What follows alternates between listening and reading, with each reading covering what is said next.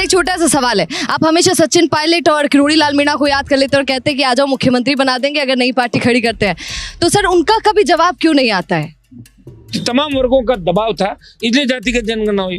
Photo तो दो ही छपी है, राहुल कह रहा मैंने करा दी और वो कह रहा हमने कर दी, तो फिर हम कहाँ गए? बोले अपन तो सीएम बनना चाहते हैं। उन्होंने कभी ये नहीं, हाँ वो तो बोलता अभी भी कि हमें तो, मुझे तो सीएम बनना है खाली।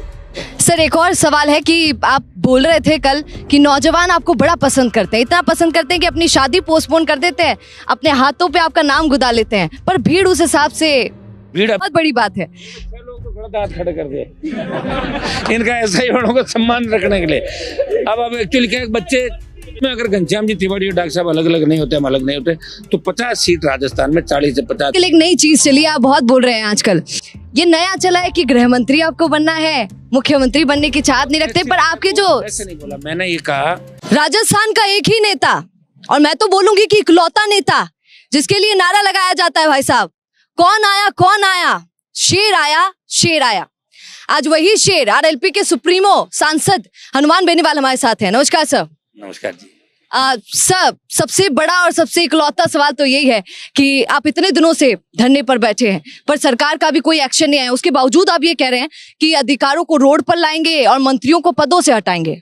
देखिए 6 दिन से हम शहीद स्मारक पे बैठे हैं, क्योंकि धरने की शुरुआत यहीं से हुई थी पहले, और लोकसभा के अंदर भी मैंने ऐसा ही भर्ती रद्द कराने का मामला 2 बार उठाया लोकसभा के अंदर। अध्यक्ष जी को मैंने धन्यवाद भी दिया कि भाई उन्होंने इस मामले को उठाने का हम लोगों को परमिशन दी, और हम लोकसभा अध्यक्ष से भी मिलकर बात कही कि आपकी सरकार राजस्थान में इसलिए बनी कि राजस्थान के नौजवानों ने आरएलपी की तरफ वोट कम करके बीजेपी की ओर ज्यादा वोट डाला, नहीं तो मेरा वोट 20-25 लाख आराम से इस बार आता, लेकिन हम 10 लाख पे अटक गए, क्योंकि नौजवान भारतीय जनता पार्टी को सत्ता में देखना चाहता था, और बीजेपी के नेताओं ने गुमराह किया हर जगह जा जाके प्रदर्शन करके कि हम अगर सत्ता में आए तो एसआई भर्ती को रद्द कराएंगे, आरपीएससी को भंग कराएंगे, तमाम जो पेपर लीक की घटनाएं, paper mafia, REET level first, Kalam coaching, जो कांग्रेसी नेताओं को नाम आए वो सब सलाखों के पीछे होंगे। ईडी की जो कार्रवाई करनी थी, वो मांग जो बीजेपी के लोग सड़क पर करे थे, तो उम्मीद राजस्थान के जवानों को लगी। आरपीएससी के 2 मेंबर पकड़े गए, एक ट्राइबल से आते हैं, एक ओबीसी से, लेकिन संजय श्रोत्रिय, शिव सिंह राठौड़ और भूपेंद्र यादव पे हाथ नहीं डाला, उनसे कोई पूछताछ नहीं की।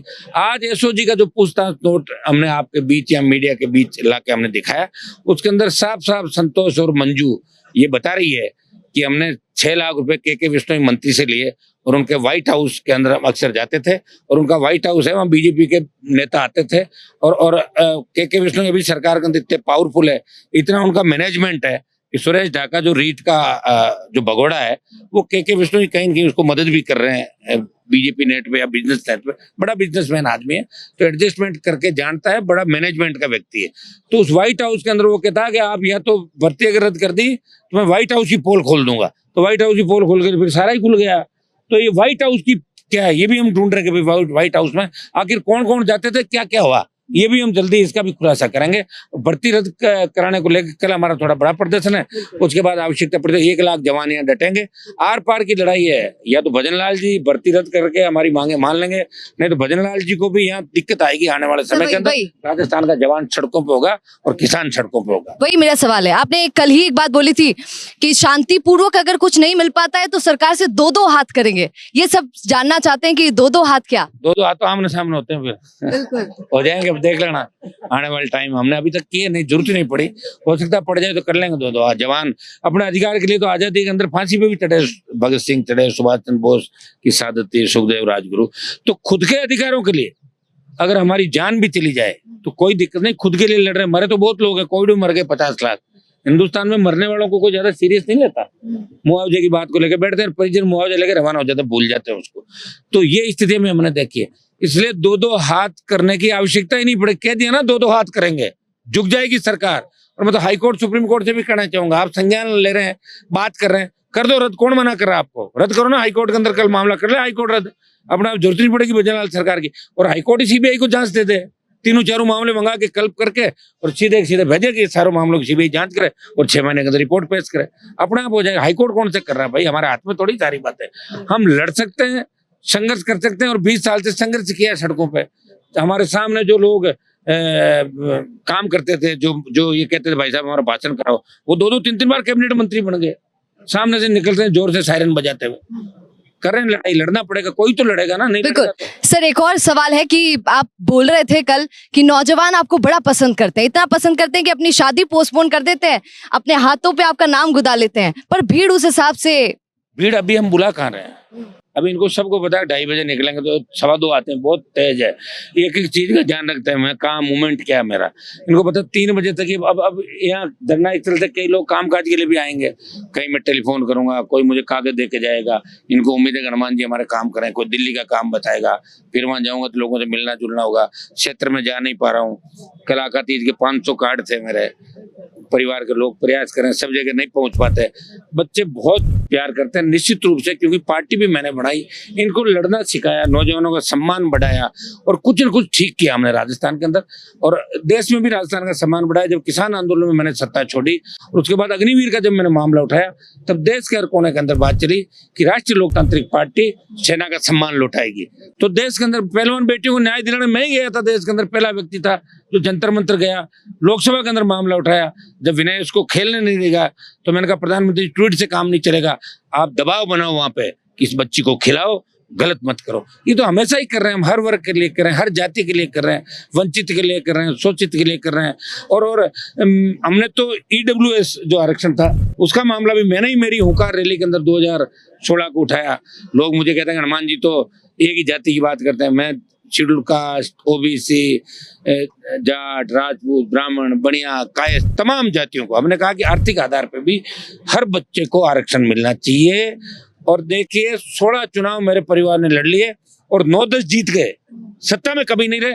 जब चाहे सत्ता में आयो, कौन मना करे, सत्ता तो तैयार बैठी है कि आओ हमारी सवारी करो, हमें मजा नहीं आ रहा सवारी का, 3 नंबर 4 नंबर 5 नंबर पे नहीं बैठना चाहते, नंबर 1 की लड़ाई चल रही है तो समय लगता है। बिल्कुल। और सर बेनीवाल साहब के लिए तो बोला भी जाता है कि 36 कौम की बात करते हैं, आप कितना बार बोलते हैं, पर सर आजकल एक नई चीज चली है, आप बहुत बोल रहे हैं आजकल, ये नया चला है कि गृह मंत्री आपको बनना है, मुख्यमंत्री बनने की चाहत नहीं रखते, पर आपके जो ऐसे नहीं बोला मैंने, ये कहा कि हमारे जैसे तो अगर गृह मंत्री भी बन जाए और मुख्यमंत्री कोई गड़बड़ी करे तो गिरफ्तार कर लेंगे मुख्यमंत्री को, कहाँ जाएगा मुख्यमंत्री, तो गृह मंत्री की बात होती है पुलिस, इसलिए मुझे तो कोई गृह मंत्री बनाएगा ही नहीं। आप भूल जाओ कि अगर हम किसी के साथ भी रहे, CM किसी को बना भी दिया तो होम मिनिस्टर तो मुझे तो नहीं बनाएंगे, मुझे पूरा भरोसा है इस बात का। आपकी पार्टी अगर बन जाती है तो आप गृह मंत्री बनना पसंद करें? देखेंगे वो तो पार्टी को एक बार बनने तो दो, पार्टी तो कहाँ हो रही, 3 से 1 पे आ गई। ये बच्चे तो क्या है कि चश्मा लगा के सोना, रील बनाना, ये देखो लड़ तो इतने रहे हैं और लड़ाई करोड़ों की लड़ रहे हैं। लड़ाई लड़ने वाले कितने लोग, ऐसा ही भर्ती वाले हाथ खड़े करो भाई, ऐसा ही भर्ती वाले कितने, सही करना, सही करो, गलत मत करो, गलत मत। ये बताओ 15-20 हुए हैं, कितने टोटल 20 जन। अब देखिए सर, ये तो बिल्कुल, ये तो बोलना पड़ेगा, कोई ऐसा नेता आपने देखा है कि धरने पर बैठा है, प्रदर्शन कर रहा है और खुद ये पूछ रहा है कि सच बताओ कि SI के कितने हैं, और चुनिंदा निकलते हैं, ये बहुत बड़ी बात है। 6 लोग तो गलत हाथ खड़े कर दिए इनका SI वालों का सम्मान रखने के लिए। अब एक्चुअली क्या बच्चों को क्या कोचिंग वाले भी नहीं आने दे रहे, और सब लोग कह रहे हैं यार उनसे नहीं हुआ, इनसे नहीं हुआ, ये क्या कर लेंगे, इनकी तो खुद की सुरक्षा ही हटा ली, इनके पास क्या है, ये वो करते हैं, तो बच्चे डर जाते हैं। ये सही बात है, लेकिन आप चिंता नहीं करें, 1 लाख की संख्या होगी पूरी। भजनलाल सरकार को इस बार सही व्यक्ति से पाला पड़ा है और घुटने टिका देंगे भजन सरकार। सर एक छोटा सा सवाल है, आप हमेशा सचिन पायलट और किरोड़ी लाल मीणा को याद कर लेते हैं और कहते हैं कि आ जाओ मुख्यमंत्री बना देंगे अगर नई पार्टी खड़ी करते हैं, तो सर उनका कभी जवाब क्यों नहीं आता है? कभी कोई बयान नहीं, कभी कोई जवाब। तो अब क्या, काफी डॉक्टर साहब उम्र में काफी बड़े हैं ना मेरे से, तो डॉक्टर साहब ने बड़ी लड़ाई लड़ी लंबे समय तक, और उम्र का भी एक बहुत बड़ा फैक्टर होता है। अब मैं 15 साल बाद इतनी लड़ाई थोड़ी लड़ पाऊंगा जितनी अभी लड़ रहा हूँ। तो इस मामले डॉक्टर साहब का एक है कि मामला बीच में छोड़ देते हैं, इस मामले में इनको सरकार पे दबाव बनाना चाहिए जितना बना सके, इनको इस्तीफा दे देना चाहिए SI भर्ती के नाम पे, तब हम माने भाई डॉक्टर साहब ने वास्तव में कुछ किया। अब इन बच्चों कह रहे यार मेरी सरकार से नाराजगी हो जाएगी, कोई जाता है तो कहते तुम्हारा हनुमान बेनीवाल बैठा वो न्याय दिला देगा। उनके एक प्रॉब्लम भी है, वो 7 वर्णों से प्यार भी करते हैं, और जब लगता है कि 7 वर्णों का नाम ज्यादा अखबार में छप जाए तो उसे चिढ़ भी जाते हैं उनके साथ। तो आपसे चिढ़ जाते? नहीं, मेरे से तो नहीं चिढ़ते हो, क्योंकि हमने तो बहुत लड़ाई लड़ी, बाद में मुझे वो छोड़ के चले गए थे। मैं तो गृह मंत्री और प्रधानमंत्री को कहना चाहूंगा इनको CM बनाओ राजस्थान का एक दिन। देखो CM कि लाइक इसलिए सीनियर भी है, लंबा इनका इतिहास है, 80 से लड़ रहे हैं। लेकिन मेरा परिवार तो डॉक्टर साहब से पहले राजनीति 77 मेरे फादर एमएलए बन गए थे। डॉक्टर साहब का मैंने खूब सहयोग किया सड़कों पे, हम एक दूसरे के साथी थे। वो चले गए। उस समय अगर घनश्याम जी तिवारी और डॉक्टर साहब अलग अलग नहीं होते, हम अलग नहीं होते, तो 50 सीट राजस्थान में 40 से 50-55 सीट हमारी आती और सीएम हमारा बनता 2018 के अंदर। लेकिन वो चूक, बड़ी चूक हुई, जिसका खामियाजा इस राजस्थान की जनता को भुगतना पड़ रहा है, डॉक्टर साहब खुद को भी भुगतना पड़ रहा है। उनका दम घुट रहा अंदर, कुछ नहीं उनके पास। नहीं तो पंचायत राज विभाग है और तो और पशुपालन भी ले लिया उनसे।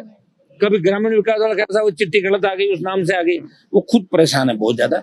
और उनके बारे में इतना ही कह सकता हूँ, जितनी लड़ाई उन्होंने लड़ी है। पायलट के बारे में मेरा जरूर कहना कि वो जब सरकार में थे, वो एक बार मेरी उनसे लंबी बात हुई तो वो बोले अपन तो सीएम बनना चाहते हैं। उन्होंने कभी हाँ वो तो बोलता अभी भी कि हमें तो, मुझे तो सीएम बनना है खाली, तो बस एक बार सीएम बन जाऊंगा। मुझे फोन करके कहा कि मैं आपको जल्दी कॉफी बुलाऊंगा, सीएम आप जो कॉफी पियेंगे। वो दिन आज तक तो आया नहीं। अब कब आएगा, देख वेट करें उनकी कॉफी, कब पिलाएंगे वो कॉफी मुझे। अभी उनको इस मामले में आना चाहिए। मैं तो कह रहा हूँ धरने पाए ना, उनको किस चीज का डर है। इंडिया अलायंस में होना, मैं इंडिया अलायंस छोड़ा थोड़ा ही मैंने अभी। इंडिया अलायंस में उनकी पार्टी के लोगों के साथ नारे लगा रहा हूँ रोज। जिन नेताओं को कांग्रेस खुद पसंद नहीं की, उनके साथ बैठा हूँ मैं इंडिया अलायंस के अंदर। इंडिया अलायंस कितने जो भाग है वो आपस में कोई मीटिंग नहीं कर पा रहे। इंडिया अलायंस का दुर्भाग्य देखो, इंडिया अलायंस एक मीटिंग तक नहीं कर पाया इस बार, क्योंकि ऐसा नहीं हो कि मीटिंग और मीटिंग बिखर जाए, आपस में एक दूसरे को काटने का जो काम कर रहा है।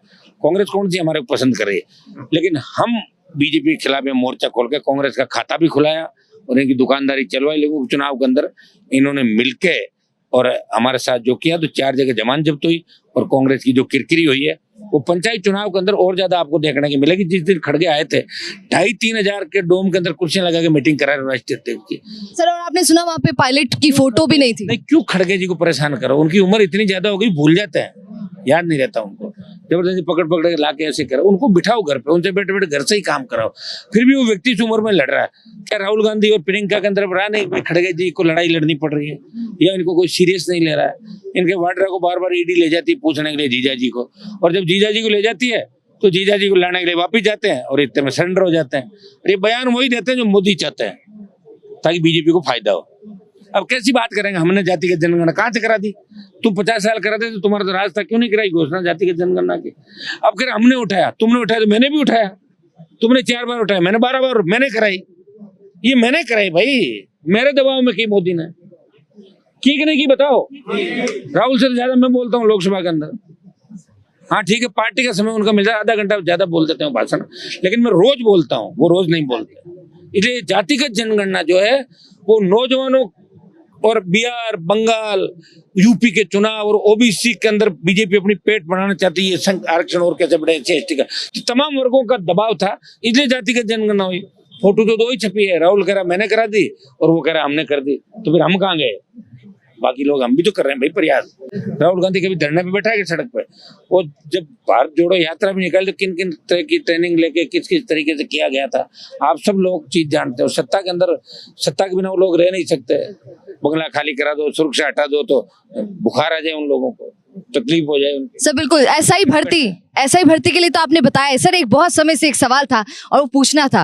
गोविंद सिंह डोटासरा जी ने कुछ दिनों पहले की ये बात है कि बोला था मंच से कि उमेदा राम जी से जब पहली बार मिले और भाषण सुना तो लगा कि इस आदमी से खतरा नहीं है, डर नहीं है। सर वो किस बात के लिए बोल रहे थे, कैसा खतरा नहीं है? पता नहीं उसके बारे में, अभी प्रेस में मैंने सुना था उनका भाषण।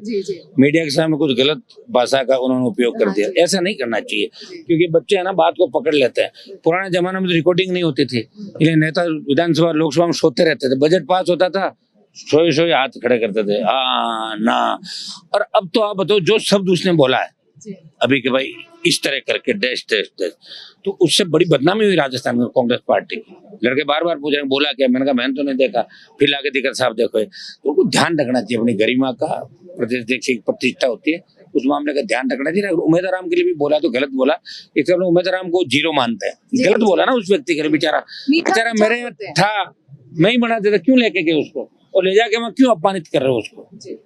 धन्यवाद सर। ये हनुमान बेनीवाल जी थे हमारे साथ, जिन्होंने पूरी बात बताई है कि एसआई भर्ती परीक्षा में उसको रद्द करने के लिए कितनी मेहनत की जा रही है और कितनी तादाद में आप युवा देख सकते हैं। अभी तो है, कल से तो ज्यादा ही है अगर देखा जाए। और बोला जा रहा है कि कल और ज्यादा होंगे और उसके बाद और ज्यादा बड़ी तादाद, यहाँ तक कि बोला तो ये भी जा रहा है कि 1 लाख लोगों का हुजूम जो है वो देखने को रोड पर मिलेगा। अब ये देखना होगा कि भजनलाल सरकार पेपर को रद्द करती है या नहीं। धन्यवाद।